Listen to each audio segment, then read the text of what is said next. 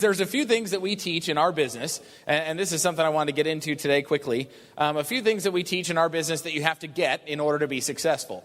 And it's just a few things. We're going to talk about 4 things today that you have to get in order to be successful. And I'm in the interest of acting more like a melancholy person with organized notes, I'm going to tell you there actually are 4 points. I don't have any notes, but there's 4 points, and I'm going to get to them eventually. So first point is, the first thing you have to get, and this seems obvious. This seems really obvious. The first thing you have to get is you have to get started. That seems obvious, right? But most of the people who don't do anything with this business don't do it because they never get started.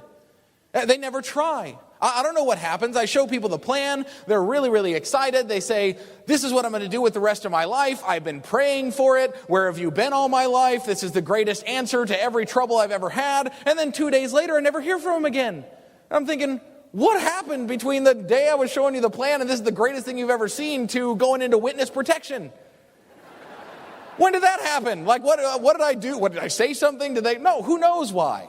There's all kinds of reasons why that happens, but it's sad. Very few people have I ever seen in this business, in fact, in our experience, none, that have actually tried and actually gotten started that haven't made some money. Have they all gotten rich and free? No, of course not. But they've all made money. Everybody who's tried, who's legitimately given it an effort, has. And it all stems from whether people get started or not. And I hate when people don't get started for the wrong reasons. I mean, some people just, they don't get it. I show the plan, and it's hilarious. I'll get to the end of the plan, and somebody will say to me something, seemingly smart in their mind, but kind of naive, like, well, I would do that, but, I just don't buy enough stuff. What does that have to do with anything? That's like saying, no, I don't want to own that shopping mall because I don't shop a lot. Where is the logic in that?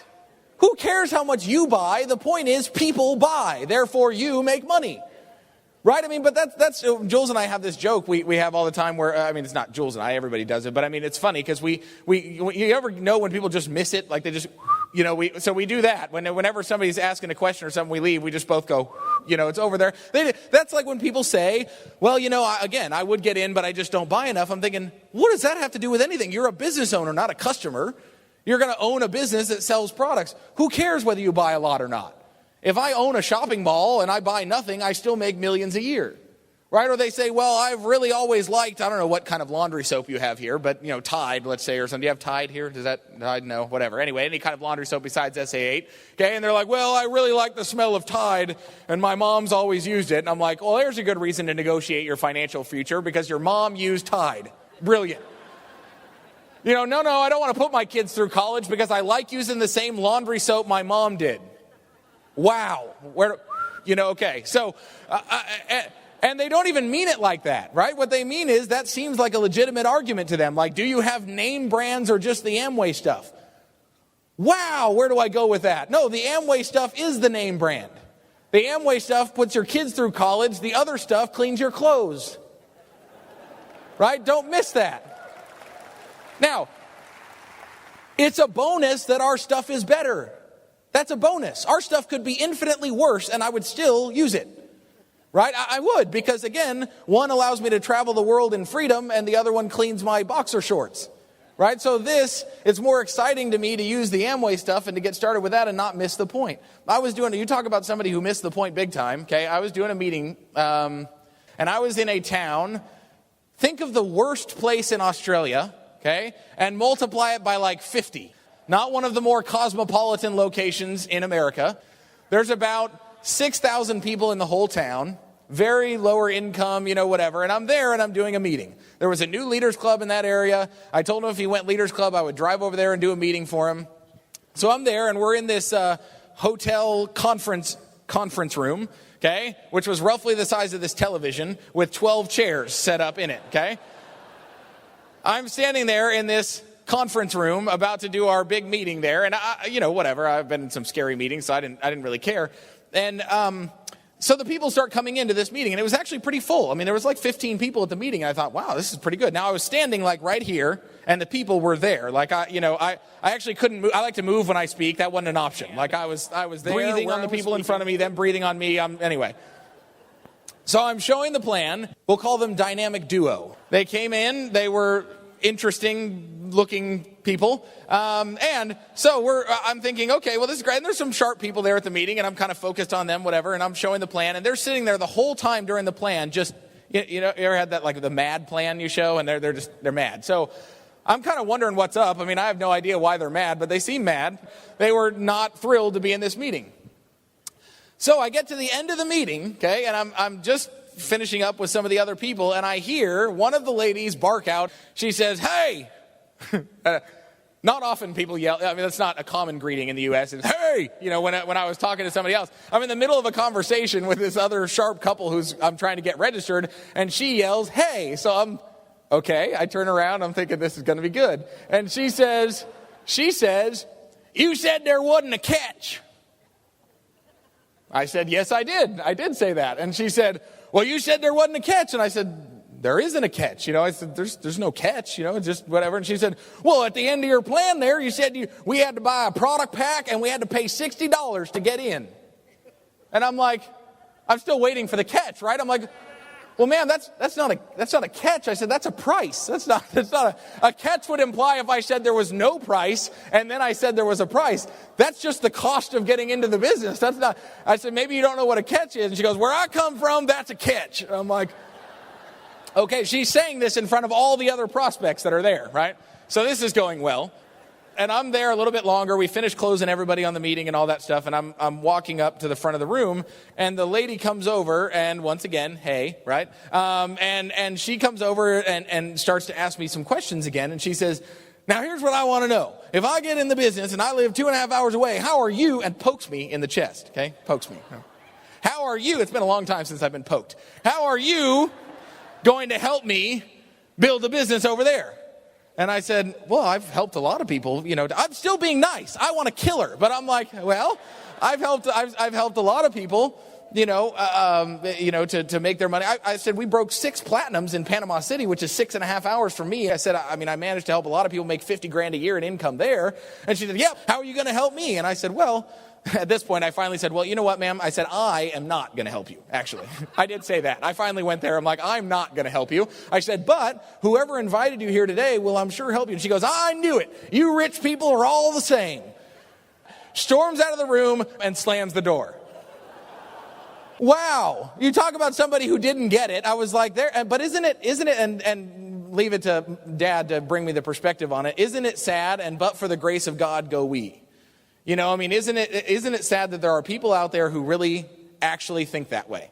I mean, I found it funny and, you know, whatever. But as he reminded me of that, I thought, you know what? You're right. Because, wow, they actually think she felt validated. When she walked out of the room, she really thinks rich people are all the same. There really was a catch. This is not for her. She legitimately finds herself a victim. And so many people never get started simply because of wrong thinking. They just have grown up with this sort of victim feeling that everybody's out to get them and that they can't change their life. They're a victim of their circumstances, that nothing can change, you know, whatever. And you think, that's why a lot of people don't get started. They're scared. They don't think they can do it. They don't think that, they may even think it works, but they don't think they can do it. Or they don't think it works. And I thought, again, there but for the grace of God go I, that I don't think that way. Thank God I grew up in a family where they said, not necessarily about the business, but we could do anything that we put our minds to if we worked hard. You know, it's not about luck or position or any of those things. It's about hard work.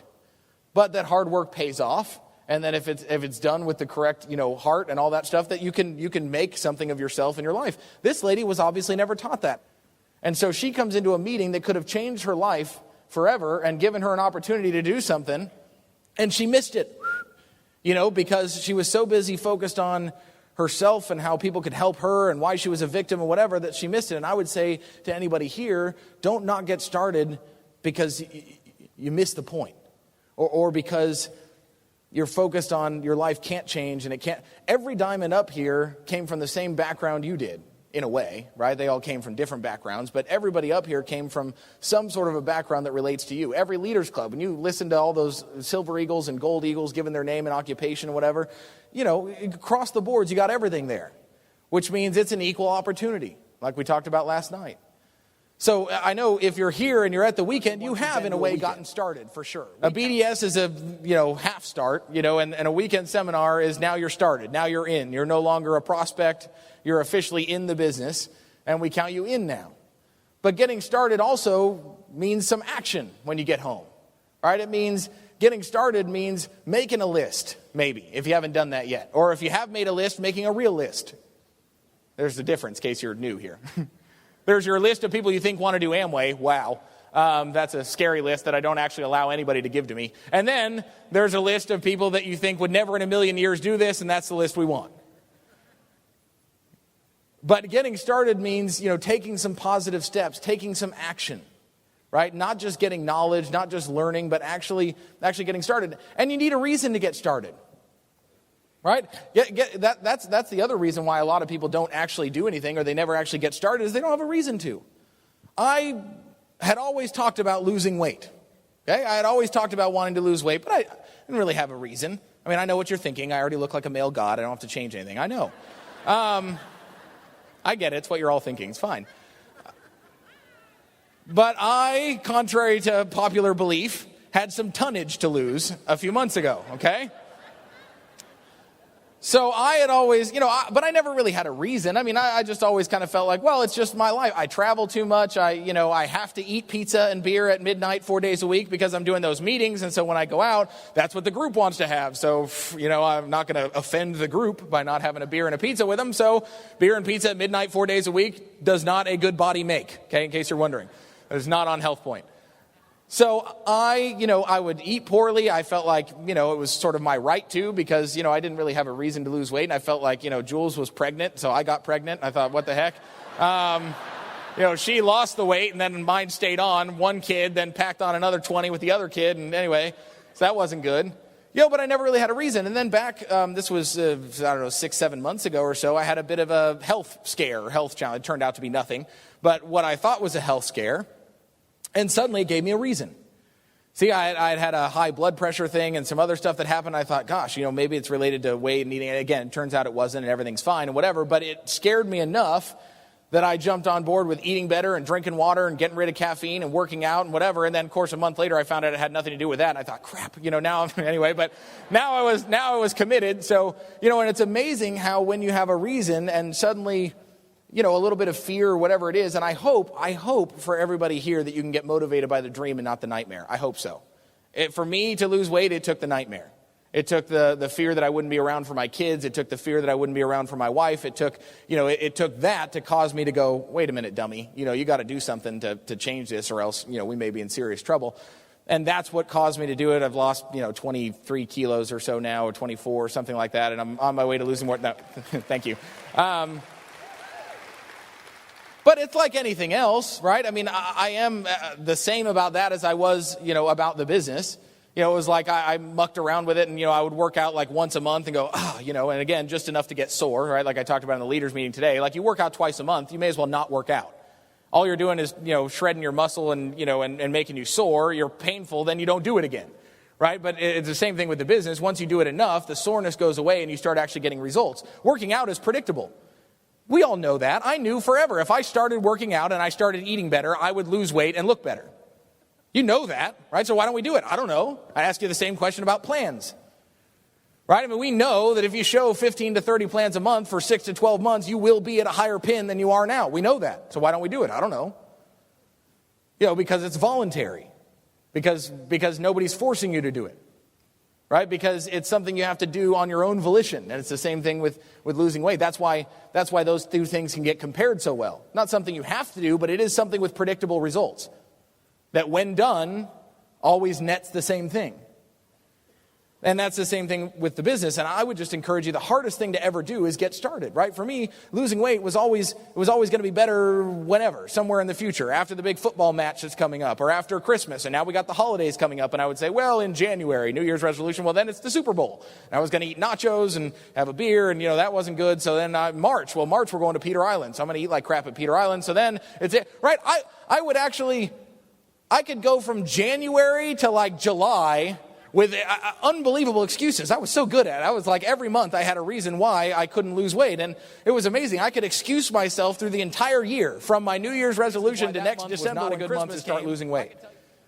But it's the same thing people in my group do. when my kids are a little older, when things with my job settle down, when we've moved houses, when we insert excuse here for why now is not a good time to start the business. And the problem is, there's never a good time. Never. The good time never comes for when is a great time to start the business. It doesn't happen. I wish it did. I wish for myself included and for the people in my group that this Shekinah glory cloud would come down and say, now it's time to start Amway, and then you would go and everything is perfect and your kids are in great shape and, you got people to drive them to soccer and everything else and your job is perfect and you've recently moved homes and you're all settled into your neighbor. I wish that would happen, and yet it never does. The people that build it are the ones who figure it out anyway. They're the ones who get started anyway. Regardless, independent of circumstances. Because there will never be the right circumstances to start, I promise you. It seems like it'll come. It seems like it's just around the corner will be the time that you'll really take it seriously. That you'll really start making calls. You'll really start doing 15 plans. If and only if and when this and this happen, I'll do that. I just got to tell you, in my experience, I watch people month after month and year after year tell themselves that, and the good time never comes.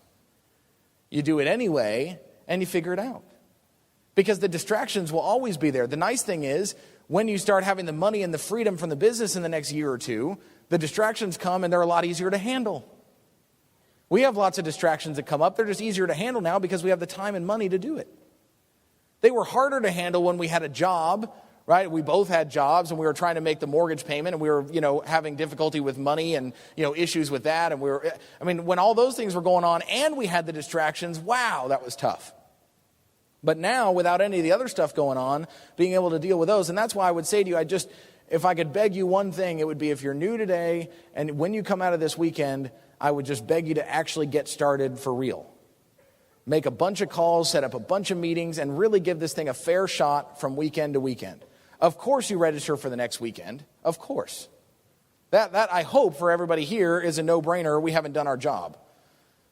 I hope that you register for I know that you'll register for the next weekend, but that's not enough. The goal will be to really get started is, who can I have here with me? Can I get an extra ticket or a couple of extra tickets? Who can I get to come back to the seminar with me? And who can I get in a seat to experience what I experienced this weekend? And that's how you really get started. Okay, but getting started again, do not wait for the right time. The right time is yesterday. Not even today. But yesterday was the right time to begin making calls and setting up appointments and doing that stuff. For your sake. Because looking back in 4 months and saying, man, am I glad we made that 4-month run. We're almost to silver, or we're almost to gold, or we're almost to ELC, or we're almost to whatever level. We're going to make it by the weekend. We make another 4-month run and we're at whatever the next goal is. That is so much more fun to look back on that than to go, gosh, I wish we wouldn't have been derailed by that distraction on the Tuesday after the weekend that took us out of commission for the next 4 months. Because that's what happens more often than not. So I just tell you, get started and keep started, because you'll benefit so much more from that. Okay? Next thing you got to get, second thing you have to get is you have to get smart. You have to get smart. What does that mean? There's lots of things to get smart about. Okay? Getting smart, involves being at this weekend, listening to incredible speakers like myself. And this will make you really smart. Just kidding. But, getting smart does involve the weekends a bit. It also involves, all of the Network 21 system and the tools. If you're new, relatively new, or you're here at your first weekend and you're not on the education program, the continuing education program, that's the first step to getting smart. Get on the CEP. It's like $40. People are spending $42 on something. Okay, I've met about 2 people of the thousands of people in my group who actually didn't have the $42. I mean, really, a lot of people have told me they couldn't afford it. But, inside I'm thinking, again, that's why I say these things from stage, not to them. To them, I go, oh, I know, it is really tough. But from stage, I say, you can afford it. Do you have digital cable? Of course I have digital cable. 300 channels. Oh, good, okay. Do you have a cell phone? Yep. Unlimited minutes, unlimited text, unlimited, whatever. Do you have a cell phone? Yes. Do you have digital cable? Yes. Do you drink coffee out? Yes. Do you $5 cappuccinos? Do you go to the club? Yeah, your bar tab was $60 last Saturday. Okay. So we got the money. What you mean is, I don't know if I want to spend the money on this. It's not, do I have the money? Of course you have the money. You have the money. I'll help you go on a savings program of $1 a day. Ooh, come on. Right? So this is not like, really scary stuff. I'm saying go eat out to dinner once with your family. It's $42. I mean, go take your girlfriend to a movie. It's $42 for the ticket these days. So what I'm saying is you have the $42. You just don't know if you want to spend it on this. I'm here to tell you, if you want to make money at this thing and you really want to make significant change, get on the program for a few months. See if it helps your business. Now, here's the key, okay? There's a second part to that. You get on the CEP, okay? And then you listen to the CEP, okay? I got lots of people who are like, I'm on it. I am on it. You on the CEP? Oh, yeah. Yep, get them every month. Have you listened to any of them yet? Nope. Still wrapped in plastic. Fabulous. Okay. They are not coasters, okay? They are not to prop up your beer can. They're not to hold the TV up because it's sagging a little bit. They're not to, play Frisbee with your dog. They are business training materials that are meant to be listened to, okay? But that's the first way you get smart. Is certainly, again, after I'm done with my talk, walk up to your upline and hand them your CEP registration and tell them I want to be on this today, because that will make the biggest difference going forward from here. That's how you take the weekend with you. I can't survive. Listen, I'm on half the CEP. If I have to listen to it, I promise you, you do. Okay, if you're on half the CDs and you have to listen to it, you get no pass. People say, well, I don't need that motivation. I'm like, well, how's that working for you so far? I don't say that. Again, I go, oh, good. Yes, you're self-motivated. Wonderful. Still at 3% after 9 years. But good. Yeah, you don't need that motivation. God forbid you get motivated. Come on. And again, here's the thing, is it's not necessarily about you anyway. It is going to help you. It is going to grow your business. But getting smart is about duplicating yourself. Getting smart is about using Network 21 and promoting Network 21 and not yourself. Getting smart is saying, I'm on the CEP, therefore the people in my group will get on the CEP, therefore I don't have an Amway job. Because I had an Amway job when I first started my business because I didn't build with the system. So my Amway job was phone call operator. With every lame question that any Amway distributor ever wanted to ask, they would call my cell phone and ask me. I was the Amway 1-800 number. And I brought it upon myself, right? I would tell them, call me if you need anything, because I'm the leader, whatever. And I liked, my ego got stroked by people calling me and asking me questions and me knowing the answer to them. And if I didn't know the answer, I could call and find out for them. And my life was horrible. Because, when 10 people turned into 20 and 20 turned into 50 and 50 turned into 100 and 100 people had my cell phone number to ask me every Network 21 and Amway question in the world, my life was a living nightmare. My phone rang nonstop. I had a job then. I would have to sneak into the bathroom and answer, why is the toothpaste on back order? Ooh, I don't know. I'll find out. And then I go call Amway, and then call them back and say, it's like 20 minutes out of my day finding out why the toilet paper wasn't getting shipped on time. Or why their order made it on Wednesday instead of Tuesday. I don't know. Don't call me, but I would say, I'll find out for you. No problem. I'm your upline. So that was not smart. That was working by addition, not multiplication.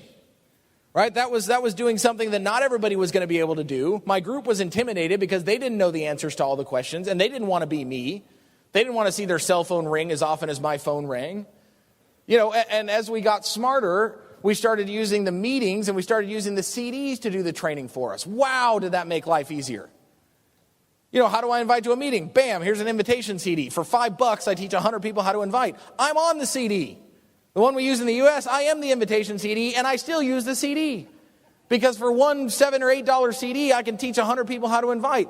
Or I could sit individually down with, 100 people and spend 100 hours of my life teaching them how to invite people to a meeting. No way. And I know you hear this all the time, but let's practice it. Right? We hear all the time that we should use the CDs or use the system. So what does that mean? What does use the system mean? It's something, all the speakers say. You need to use the system. And everybody's like, great. What is the system? Well, I'm telling you now.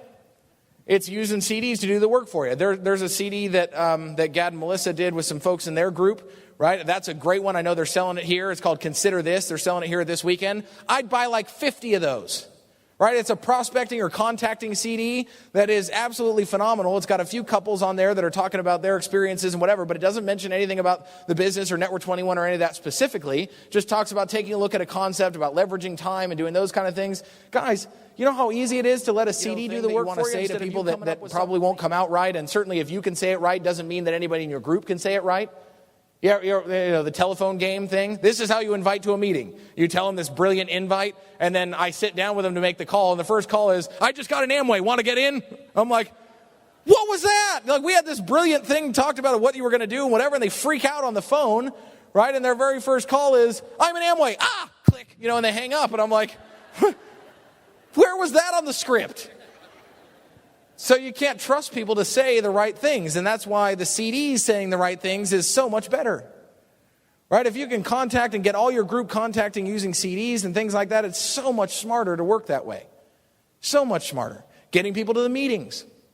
Right? For those of you guys that qualified for the 10 plus or the 20 plus, give yourselves a round of applause. That is absolutely awesome. Right?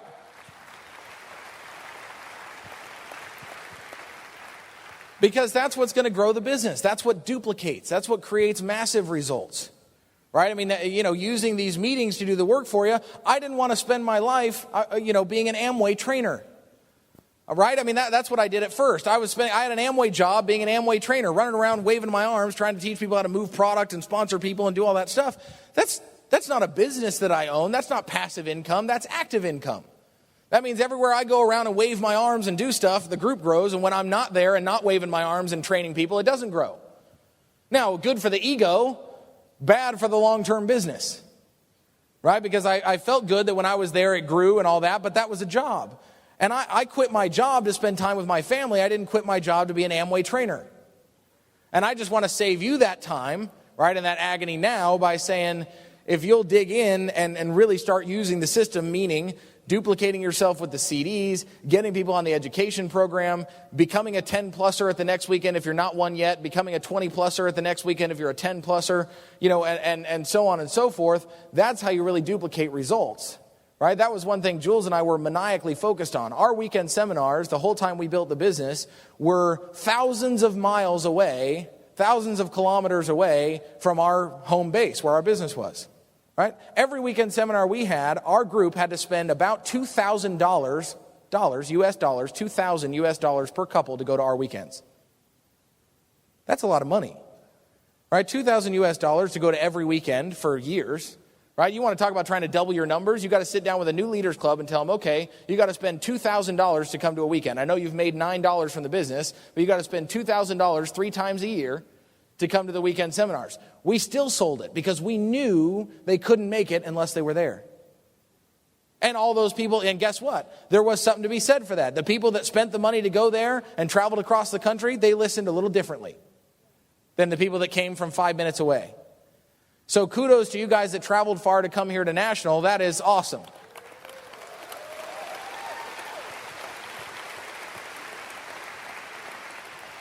And kudos to you people that traveled close too, because you're the harder ones to get here. The people from Sydney need a real applause because that's like, you wake up in your own bed or your dog gets sick. You're like, ooh, not coming in today. So congratulations to you as well.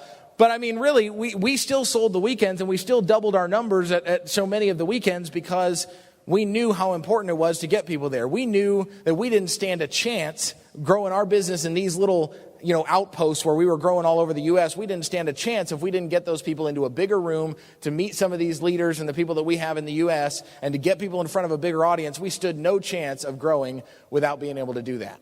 And so we got super, super focused. Every startup, every plan, every preview, everything. We had the date of the next weekend seminar stamped on our forehead, and we talked about it to everybody. People we knew with no money, people we knew with lots of money, people we knew that weren't interested in building the business, people we knew that were interested in building the business. Because here's the thing. You ask everybody. You get 50 people to swear on their mother's life they'll come here, and you get 8. Great. I mean, what most people do is they pick the 8 they think are going to come, and they get none. Right? It's the same element with a home meeting, right? Or with one of your launch parties or one of the other things you do, right? I mean, you don't invite like the 6 you think will come. That's a guaranteed recipe for nobody being there. And it's the same thing with the weekends. You get lots and lots of people confirmed. Heck, even lots of people, and I'm sure you've had this, we had even lots of people who had bought tickets to the weekend and airfare to the weekend. One of our weekends, the weekend we made Sapphire, okay, we had 22 people with airfare across the country to come to the weekend. 22 people canceled on the weekend. 22 with airfare at the weekend. We had 22 people cancel on the weekend the day before for various reasons. That was depressing. You know how weird it is to be both really excited about your new pin and super mad at the same time? It's a very odd feeling to be both elated and ticked off at the same time. I'm sitting in my room looking like I got kicked in the stomach, and it's our Sapphire weekend. We're supposed to be excited, and Jules and I are like, sitting in the room there, nobody's coming. That's a great attitude of the leader. Nobody's coming anyway. Our whole business is totally screwed. I mean, it's over, whatever. Great attitude. Just in case you're wondering if we fail the attitude test, we do. Okay, we've gotten better at it now, but I do the same thing. I'm like, I bet nobody's coming. That's what I do, right? I go down the path. I'm like, you know what? Everybody else is probably going to cancel too. I mean, whatever. Nobody's coming to we still had a lot more people coming to the weekend, but in my mind, everybody's canceling. I mean, it's over. We may as well quit. I'm going back to real estate. Right? I'm getting down the path, and I'm realizing Jules, thankfully, is always smart enough to not, be with me when I'm going down the path and riding that attitude pony down the track there. She's like, hey, we did go Sapphire. Like, that's pretty exciting. I'm like, yeah, I guess there's that. Okay, whatever. And, we're on our way to Emerald. We get Executive Platinum and Sapphire. That's pretty cool. It's national. We do have a lot of other people coming. And, so if you're lucky enough to have a spouse who is like that, then, good for you. I did have that. And thankfully, God brought her into my life to realize that not everybody had canceled on the weekend. And that, in fact, we might actually have a few people there. Anyway, so it's funny. But, I would just tell you, to save you the time, don't do what I did. I mean, don't follow in my footsteps. Don't use flyers. Don't, not use the CDs. Don't, because I'm telling you, even though my folks paved the way inventing the system with the other leaders here in Network 21 in Australia, and they said they did everything wrong 15 times to make sure it was wrong and then did it again, I went ahead and did it 15 more times after them to make sure it was doubly wrong and that it was still wrong in this current day and age, right? And it is. In case you're wondering, I can give you the heads up on that. But I was not building the business smart. And when we did, it was amazing what happened. We started to grow. So weird. Before, I used to apologize for the meeting. I know it's like $170 to come to that meeting. I mean, I know you probably don't have much money. And I'm canceling them on the weekend as I'm inviting them. I don't know if you've ever done that, but I'm like, you probably don't want to come anyway. And it's expensive. And I don't know if you'll get anything out of it and, whatever. But you should really be at the weekend. Oh, yeah, that'll grow the numbers. That's a great way to get lots of people excited about the meeting, was to do what I did and tell them, how expensive it is and how expensive. This is nothing. If you were in any kind of business with an overhead of $170 3 times a year and like $60 to be in the business, they would laugh at you. The company recently allowed Jules and I to be in a little spread in Forbes magazine over in the United States. This was back in November of last year, right? And it's funny, Jules and I always have this joke that say, we're the only people ever been in Forbes magazine with an overhead of $62 a year. Right? I mean, I can guarantee you nobody ever gracing the pages of Forbes had an overhead of $62 a year. Right? I mean, we have no inventory, we have no overhead, we have no office, we have no employees. This is your office. 3 times a year, you rent this space for $170 and fly in a millionaire speaker, to tell you what to do to build your business.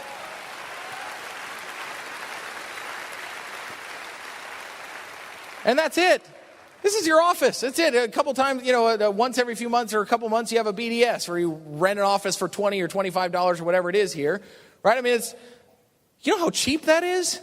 I just want to give you a little different perspective because, again, I kind of see what goes on behind the scenes and all the Network 21 stuff that goes into planning this. I don't know if you know what this costs to be in this venue, but the $170 is a bargain. Okay, I can promise you what it costs. Heck, what it costs to fly mom and dad over here first class. I mean, we're talking money goes into these events. And you show up for $170 and you can bring anybody you want. And you get to rent this office space in this incredible arena with incredible speakers who come from all over the world to tell you how to build your business, not holding anything back. That is a great, great deal. So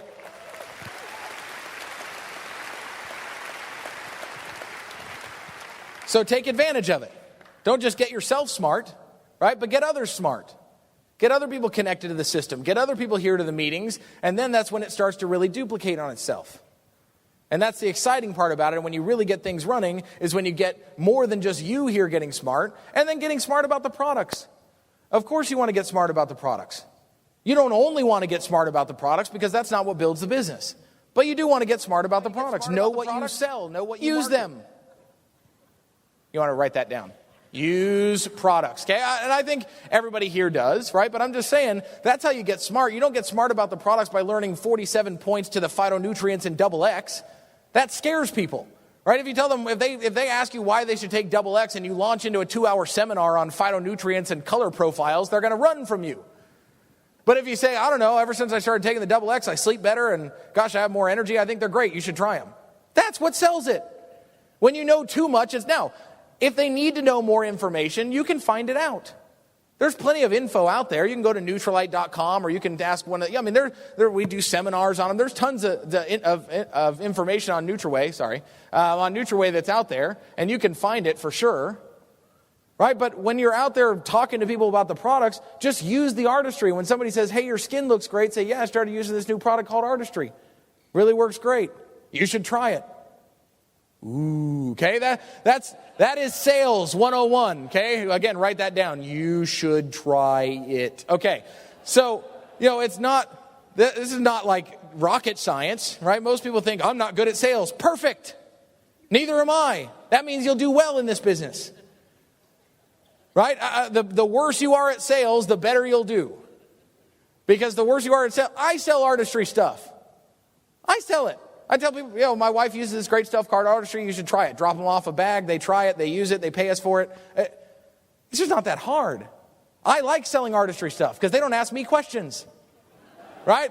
They're not going to say, so what does it do to your... I mean, they'd be afraid to, right? So they don't ask me any questions. It's perfect. It's almost better when I do it than it is when Jules does it. They expect her to know all the answers to everything. With me, they're like, oh, this poor sap is selling makeup? Like, we'll just buy it from... Again, pity. I'm good with pity. Right? It's a pity Artistry buy, it's okay. Right? You have excess in your house, you're a young guy, you got excess in your fridge, you ought to have that and nothing else. Well, anyway, what you choose to have in your fridge is fine. I just meant no other sodas or anything, right? Well, that sounds bad too. Not just all alcohol either, but just whatever. Anyway, have some excess at your house. I'm digressing. Okay, have some excess at your house. When people come over and they give them one. When the guy was coming over to put together the pool tables I was talking about earlier, I gave them an excess. You can't stop Jules and I from giving out products when people come over. You know what it is to be smart? It's building the business unselfishly. Unselfish people build the business. Selfish people stay at the pin they're at.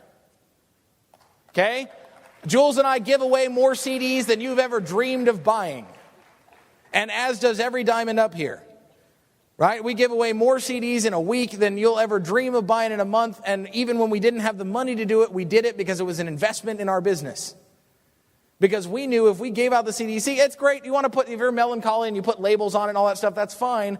But don't stalk the person, drive over and wait outside their garage at 2 a.m. to get your CD back. Like, it's gone, dude. Let it go.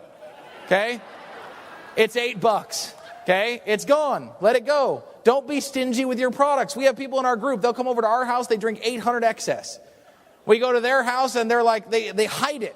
I'm like, I know they have it. They've like put it away in case we want one. Seriously.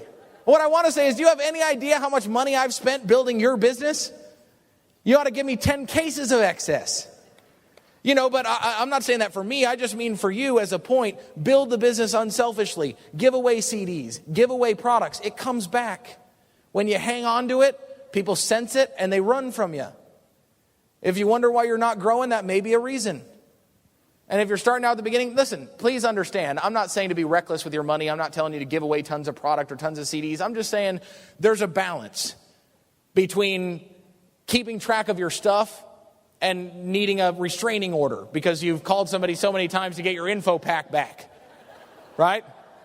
Let it go. It's gone. They don't want to see you again. They're not interested in the business. They're not going to mail it back. It's gone. Buy 5, lose 3 a week, build a big business. Okay?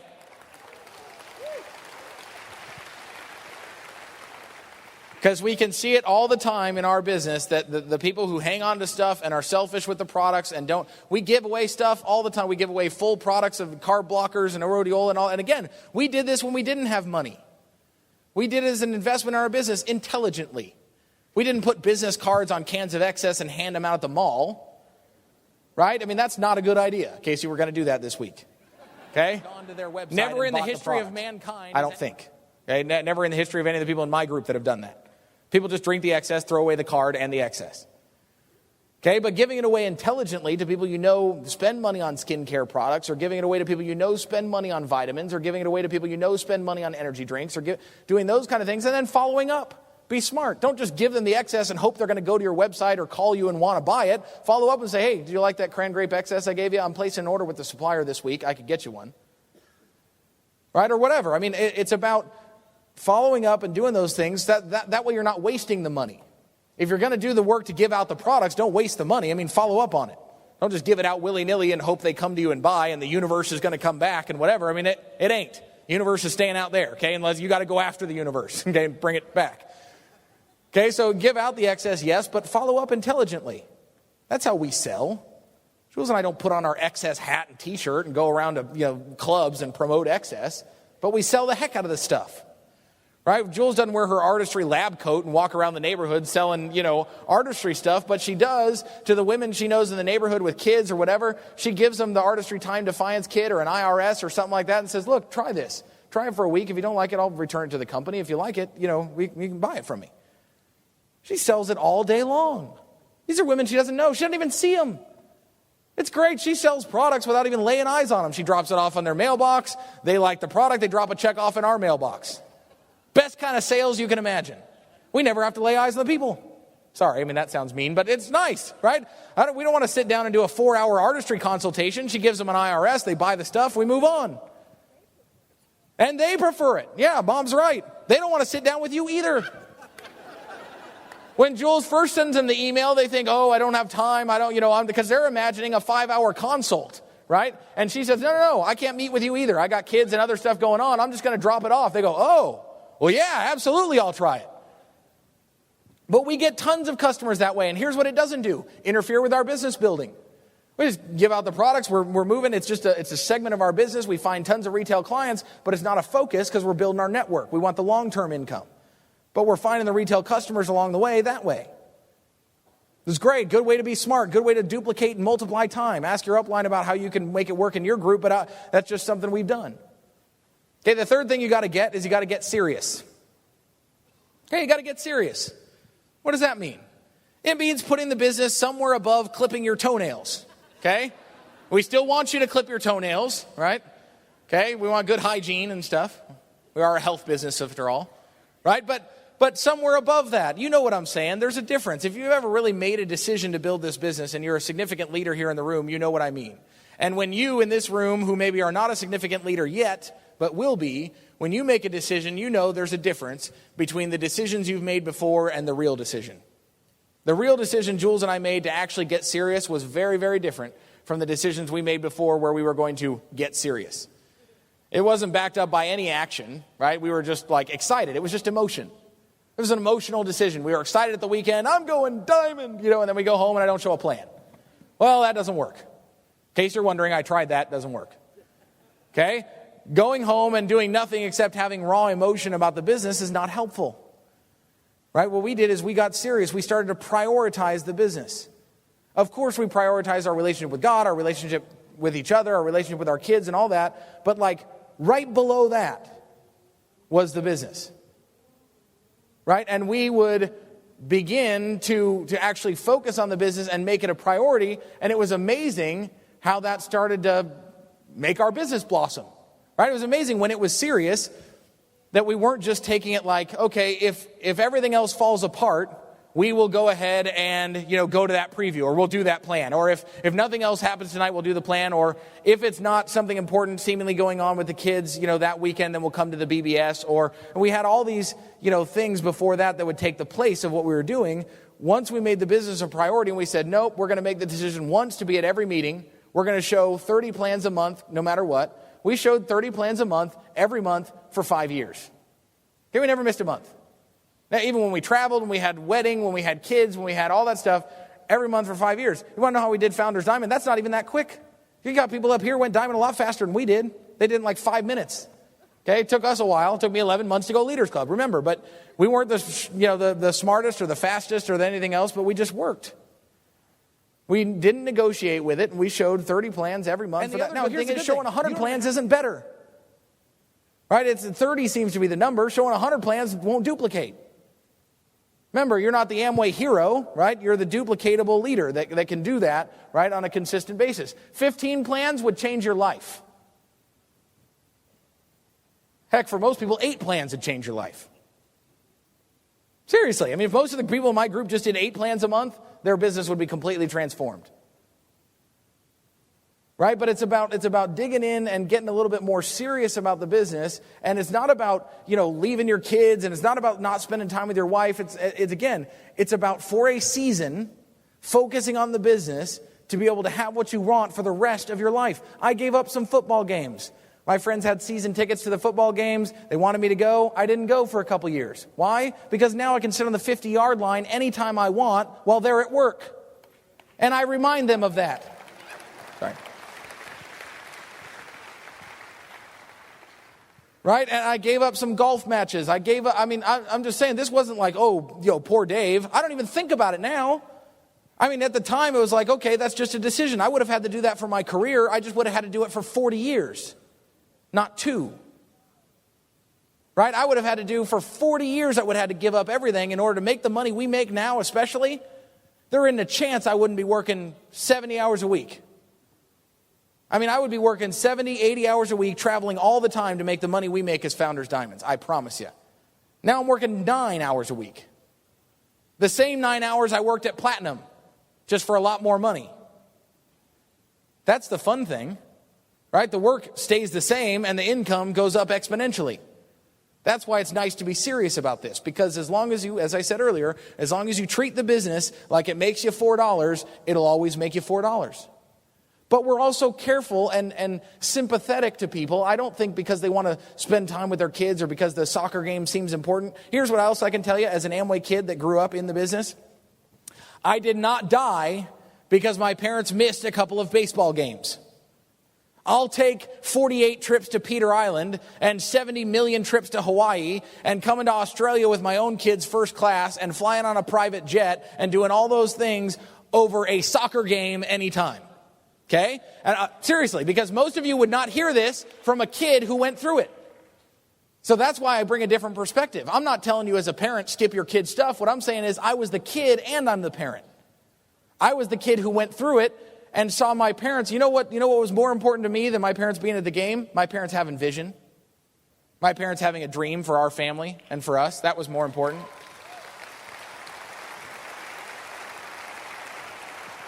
And so if you wonder if your kids are going to punish you because you miss a couple of soccer games to do some plans or something like that, they're not.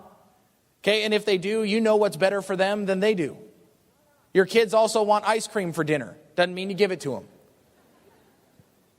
Okay, or one of you can go to the game. Or here's a thought. People will tell me all the time, I can't go to the meeting, my kids have a game. And I'm like, well, what time's the game? From 1 to 3. The meeting's at 4. The game's not like the whole weekend. Anyway, so go to the game. Go to part of the game. Go to a half hour of the game, then go show the plan. And again, not to pick on kids, it could be anything, but I'm just saying, ultimately, if you really want the business to provide financial freedom and a dream life and all that stuff, then for a short little season, you give up a couple of things for the rest of your life to have anything you want. And that's what I love about it is, okay, pay now, play later, or play now and pay later. Either way you pay. We all know that. So my goal was, Jules and I thought, we're young. We don't go to bars. We don't go do any of that. I mean, what were we going to do anyway? Sit at home and watch TV? I mean, that's good for your future, right? So I'm just saying, if you'll get serious and really dig in, you'll have some amazing things happen, and people will come out of the woodwork and they'll start to follow you. Because here's what happens when you're serious, guys. People don't want to follow people who are trying Amway. Just so you know. People don't want to follow. They will not give what is most precious to them, their spare time, right? And their weekends and their nights. And they will not give what's most precious to them following somebody who is trying Amway. They want to follow people who are doing Amway. They don't care how much money you're making. They don't care how big of a group you have. What they cared about with Jules and I is they knew when they came in contact with us, we were doing this thing. That we weren't guessing. We weren't wondering if we were going to try it. We weren't thinking we might make it an Amway. We were like, look, it's a matter of time. We're looking for people that are looking for us. We're going to run with this thing. We're building it. $10. You should jump on board with us. That wasn't the point. It was how much money we were going to make. So if you're serious, you exude a different kind of posture. You don't have to have been around the business a while. You don't have to have been around the business a long time or been to 50 weekends. Coming to this weekend's enough. Come out of here serious and people will follow you. They detect and know posture. They also detect and know lack of posture. And when you think you're going to maybe dip your toe in the Amway pool, people don't follow that. They just don't. People wonder all the time why their group's not jumping on board and running with them. And this is something you can't say, but it's something you can just see it in them. They're not serious. And when you're serious and you're running at it, people will follow you to the ends of the earth. I promise. You don't even have to look back. They'll be running right with you if you know you're doing this thing. And the last thing you got to do, the last thing you got to get is you got to get stubborn. Get stubborn. People tell you no, welcome to the club. More will do it. Right? Some will cuss at you and throw a pen. But if the reward is so much more infinitely worth it than all the little trials and things along the way. I don't ask opinions about the business. Just like I don't ask opinions about my wife, and I don't ask opinions about my kids, and I don't ask opinions about my religion, and I don't ask opinions about my political beliefs. I believe in those things for reasons that I believe in them. You don't have to believe in them, right? And I feel the same way about the business, and I hope you do too. I hope you get in your gut that stubborn, whatever, come you know what or high water, if it takes me a year or 5 years, I'm building this thing and I don't care what anybody says and I'm going to do it anyway. When you got that mixed with somebody who's serious, is somebody who's stubborn and doesn't give up and latches onto this thing and will not let go for anything, you will build a dynasty. You will, because it's only a matter of time and you'll find the right people. You'll find other people who catch your vision, who see things the way that you do, who grab onto it the way that you do and get it in their gut just like you have it, and they will run right alongside you. It's only a matter of time. But it takes getting stubborn mixed with getting serious to be able to do that. Okay, and of course, none of that stuff can even happen unless you get started. Right? If you don't ever get started, then this whole talk is for naught. You got to get started. You got to get in motion. We can't steer a parked car. We always say those kinds of things, right? If you're not in motion, we can't tweak and help you change things. You can't get smart because you're not actually moving. Right? Start to leverage, build the business on the vital signs. Get smart about your products by using them and using them all and getting familiar with them. Get serious, right? Business, clipping toenails. Okay, business, clipping toenails, right? Get serious about the business. Make it a priority. Make it something that will pay you then like a priority. And then get stubborn. Come out of this weekend thinking, you know what? People are going to say no. People may laugh about the business. People may not think it's something for them. Good. Bring it on. Bring it on. Because I love it. When people have a challenge like that, now in the beginning, I must admit, I got a little bit, frazzled by people that didn't feel good about the business or whatever. Even I did. I grew up with parents who were zillionaires from the business, and I still felt that scared feeling. Here, you want to talk about scared? Okay, when I started the business, most of you who start the business, if you fail, your cousin at the family reunion will say, "See, told you were going to fail," and you'll feel a little embarrassed in front of one idiot cousin. If I failed, every continent, including the penguins in Antarctica, were going to know that I failed. Right? If I started the business and was not good at it, everybody in the world would know it. You know how scary that is? To have the people that you consider aunts and uncles and family members to go, "Oh, Dave's starting the business. Did you hear he failed?" Whew, I know, it's sad, isn't it? It must be sad. Poor things. We'll pray for him. I could see the conversations going on already. I was going to be a global failure. There are not many people in the world who can say they failed globally. Okay, and at my 11th month, still trying to go Leaders Club, I was feeling pretty much like a global failure. So you want to talk about somebody who had to get stubborn and get in his gut and figure out why he was building this thing? That was a gut check. Right? It won't take that for you. I hope you'll dig in and build it anyway and not need that kind of gut check. I hope you build it for the dream and not for the nightmare. So go build it and really make your dreams come true. Thanks, guys.